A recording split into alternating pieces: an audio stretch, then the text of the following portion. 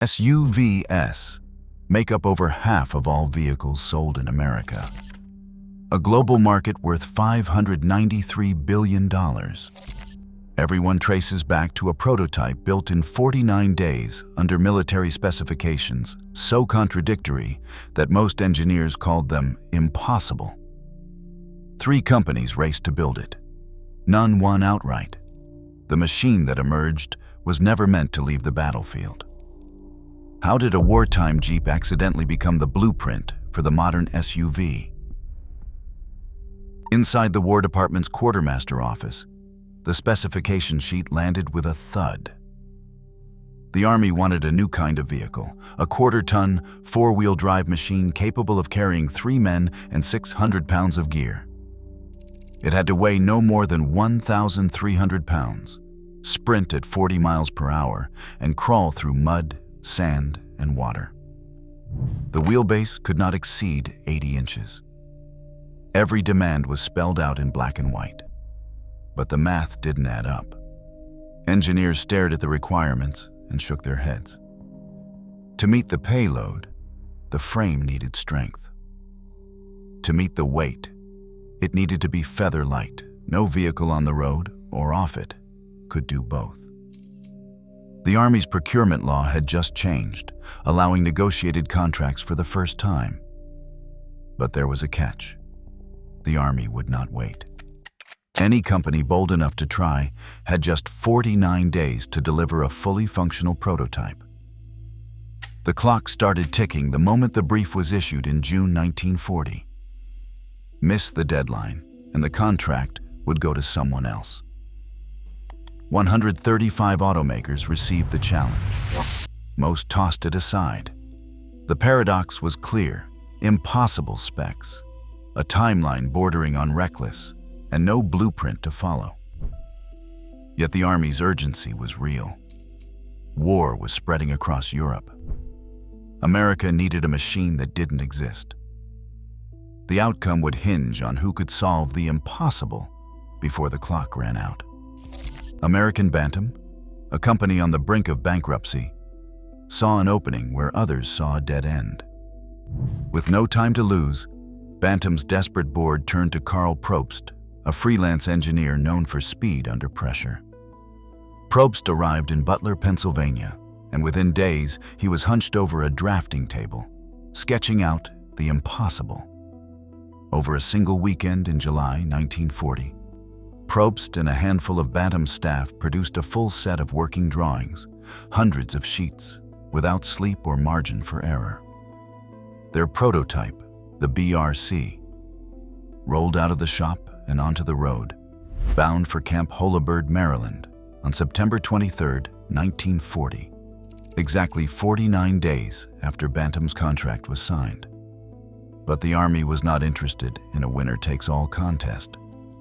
Fearing Bantam was too small to meet mass production, the Quartermaster Corps quietly sent Bantam's blueprints to Willys-Overland and Ford.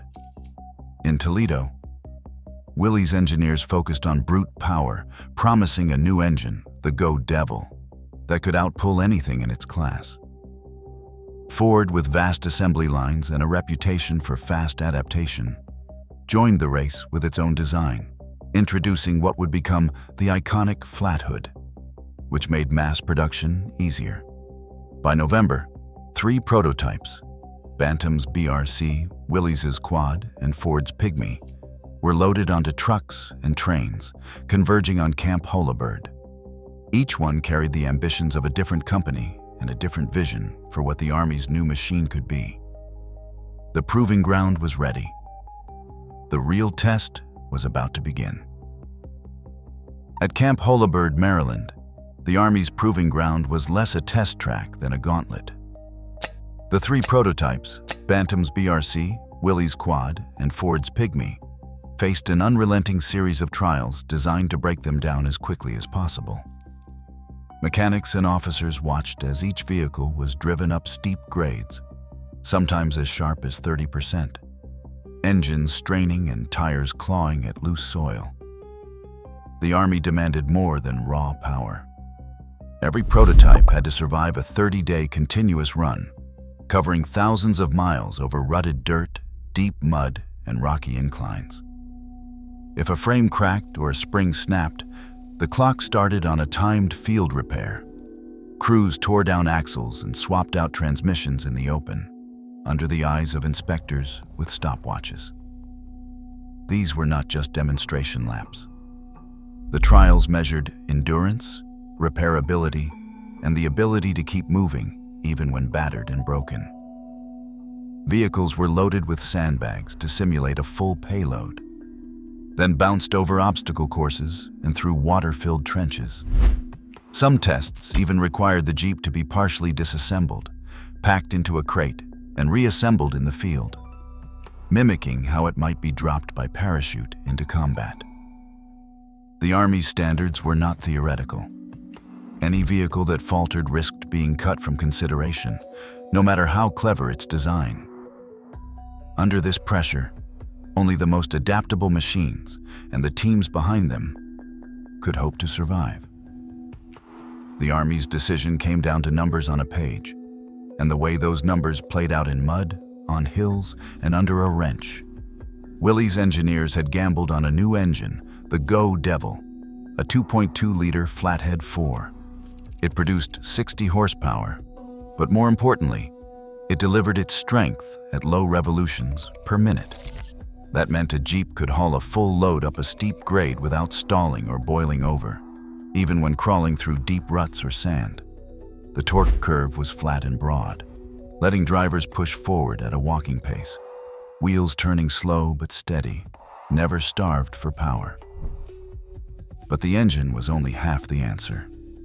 The winning design locked in an 80-inch wheelbase and a 47-inch track, dimensions that struck a rare balance. Too long, and the Jeep would bottom out or get hung up on obstacles.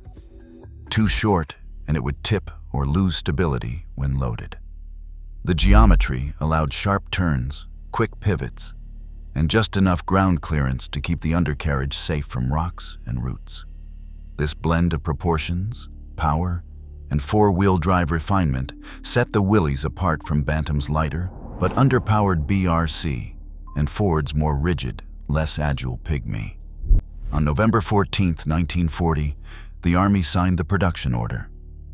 Willys had not simply outperformed its rivals, it had synthesized the best ideas into a blueprint that could be built, repaired, and multiplied by the thousands.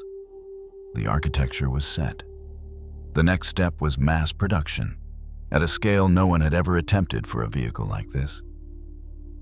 Assembly lines in Toledo and Dearborn thundered day and night, stamping out the Willys MB and Ford GPW at a rate the world had never seen for a four-wheel drive machine. Each Jeep cost the government $738, bare bones, rugged, and built for chaos. By war's end, over 640,000 rolled off the lines, flooding into every front: North Africa, the hedgerows of France, the jungles of Burma, and the islands of the Pacific. Mechanics in muddy field depots called them indestructible. Soldiers wrote home about the Jeep's loyalty under fire. In a letter from Anzio, dated March 1944, a corporal described his Jeep as the only thing that never lets us down, no matter the shelling or the mud. General Eisenhower himself named the Jeep, alongside the C-47 and the atomic bomb, as one of the three decisive tools that won the war. For men who lived and fought in them, the Jeep was more than a vehicle. It was a lifeline. That bond would shape what they wanted when they came home. When the war ended, Willys-Overland faced an uncertain future. Military orders vanished overnight, but something unexpected happened on the home front.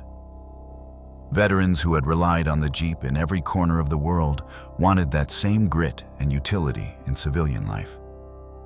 In July 1945, Willys introduced the CJ2A, the first Jeep built for peacetime roads and fields. It kept the same bones, Go Devil engine, four-wheel drive, and that unmistakable shape, but now wore civilian colors and a tailgate.